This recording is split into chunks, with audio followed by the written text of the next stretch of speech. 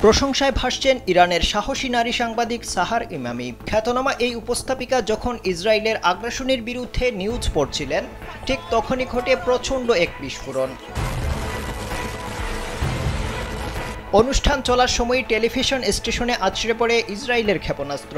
ভয়াবহ এই হামলায় 2 জন নিহত হন।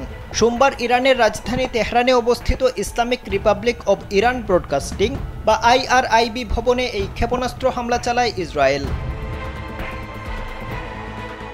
তবে এমন ভয়াবহ হামলার পরও থামেননি সাহার ইমামি। এই হামলার 1 ঘন্টা না পেরুতেই আবারও লাইভ অনুষ্ঠানে ফিরে আসেন তিনি। তার এই পেশাদারিত্ব সামাজিক যোগাযোগ মাধ্যমে ব্যাপক প্রশংসা কুড়িয়েছে। অনেকেই তাকে অপরাজয় ও সাহসী বলে অভিহিত করেছেন। সাহার ইমামিকে ইরানের নতুন হিরো হিসেবে আখ্যা দিয়েছেন নেটিজেনরা। তার সাহসিকতার প্রতি সম্মান জানিয়ে তাকে নিজের গোল্ড মেডেল উৎসর্গ করেছেন ইরানের অলিম্পিক জয়ী শুটার জাভাদ ফরৌখি।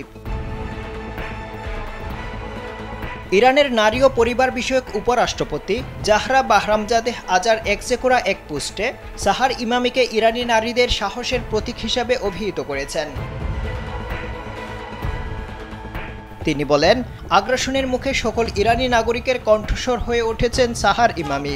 ফুড ইঞ্জিনিয়ারিং নিয়ে পড়াশোনা করা সাহার ইমামি 2010 সালে সংবাদ উপস্থাপনায় আসেন। তিনি ইরানের সরকারি চ্যানেলে খবর উপস্থাপনা করে জাতীয়ভাবে পরিচিতি পান।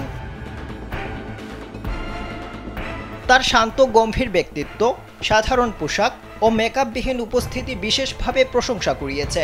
চলতি সংঘাতে ইসরায়েলের বিরুদ্ধে তার সাহসী অবস্থান তাকে অনন্য উচ্চতায় নিয়ে গেছে। আফদাল হুসাইন, কালবেলা।